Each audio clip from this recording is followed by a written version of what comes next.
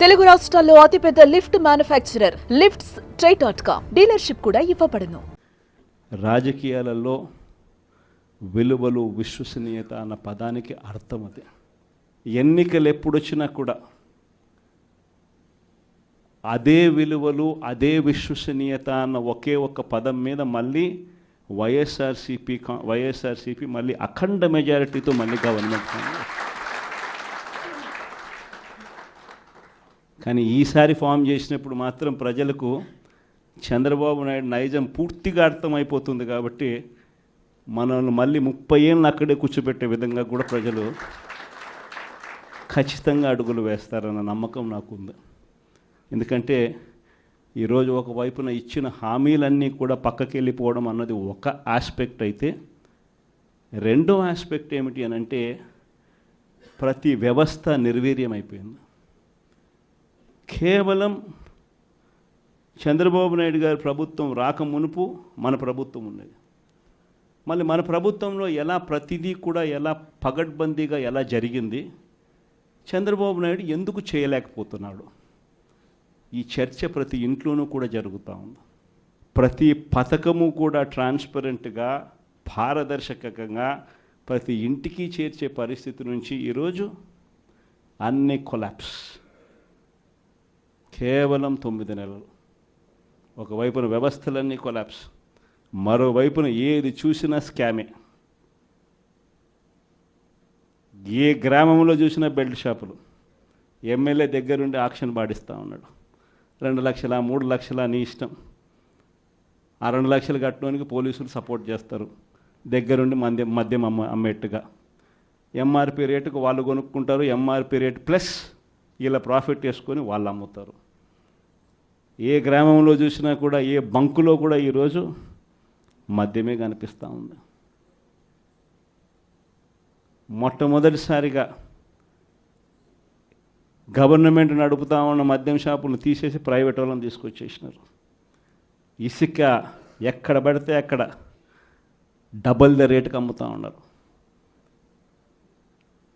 ప్రతి నియోజకవర్గంలోని ప్యాకాట క్లబ్బులు ఎక్కడ పడితే అక్కడ కనిపిస్తూ ఉన్నాయి.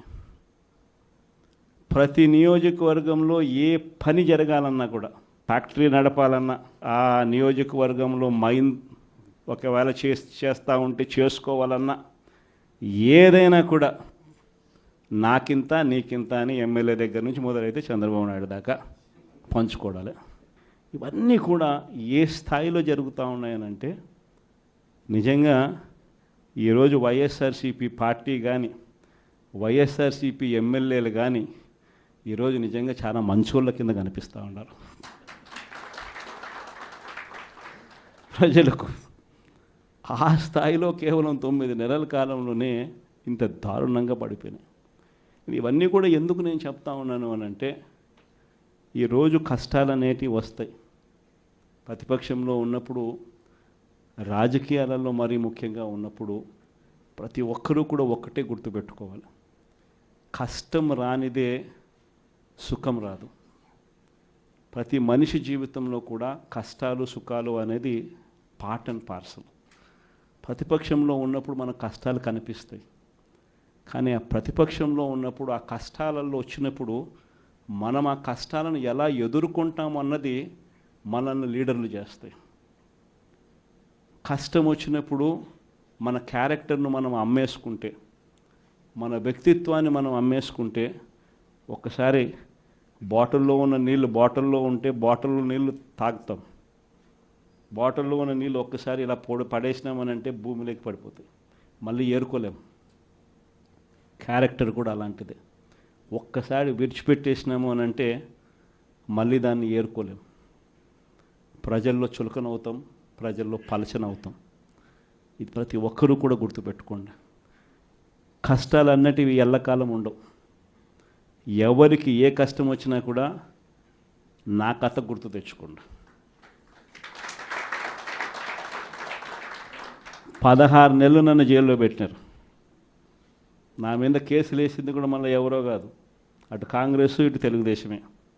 నా పిటిషన్లో ఎవరు పిటిషనర్స్ అంటే అటు కాంగ్రెస్ ఎమ్మెల్యేలు, ఇటు తెలుగుదేశం పార్టీకి సంబంధించిన నాయకులు.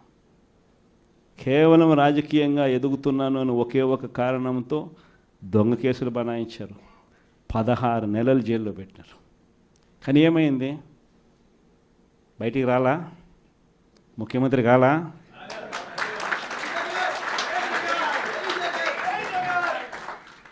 ప్రతి ఒక్కరు ఇది గుర్తుపెట్టుకోండి. ఎవరికైనా ఇంతే. మహా చేస్తే వీళ్ళు ఏం చేయగలుగుతారు? దొంగ కేసులు పెడతారు,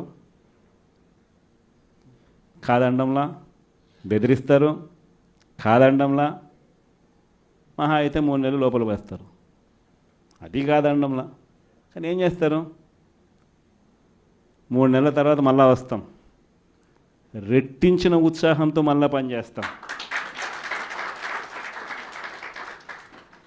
ఎవరెవరైతే మిమ్మల్ని జైల్లో పెట్టే కార్యక్రమం ఎవరెవరైతే చేస్తారో, మంచి చేసిన వాళ్ళని గుర్తుపెట్టుకోండి, చెడు చేసిన వాడిని గుర్తుపెట్టుకోండి. ఇద్దరిని గుర్తుపెట్టుకోమని చెప్తాను. ఊరికే చూస్తూ ఊరుకోం. వైఎస్ఆర్ కాంగ్రెస్ పార్టీ బ్రతుకుతుంది. వైఎస్ఆర్ కాంగ్రెస్ పార్టీ ఈ రాష్ట్రాన్ని ఏలుతుంది అని కూడా ఈ సందర్భంగా చెప్తాను. మరో 30 సంవత్సరాలు ఏళ్తామని కూడా ఈ సందర్భంగా కూడా మరి గట్టిగా కూడా చెప్తాను.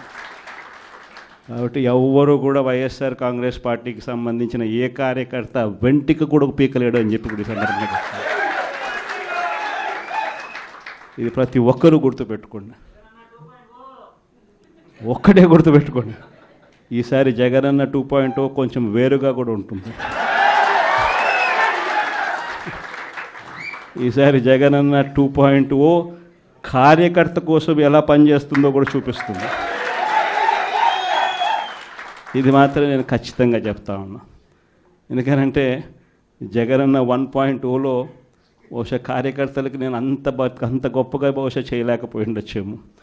ప్రతి పథకము ప్రతి విషయంలోనూ కూడా మొట్టమొదటిగా ప్రజలే గుర్తుకొచ్చారు. ప్రజలకు మంచి చేయడం కోసమే నా టైం కేటాయించా, నా తాపత్రయపడ్డా, ప్రతి విషయంలోనూ దానికోసమే అడుగులు వేశా. కానీ జగనన్న 2.0కి వచ్చేసరికి మాత్రం చంద్రబాబు నాయుడు కార్యకర్తలకు పెడతా ఉన్న ఇబ్బందులు చూసా, కార్యకర్తలు పడతా ఉన్న అవస్థలు చూసా, కార్యకర్తలు పడతా ఉన్న బాధను గమనించా. వీళ్ళ కోసం గట్టిగా మీ జగనన్న ఉంటాడని సందర్భంగా గట్టిగా చెప్తాను. సుమన్ టీవీలో మీ పర్సనల్ అండ్ బిజినెస్ ప్రమోషన్స్ కోసం కింది నెంబర్కి కాంటాక్ట్ చేయండి.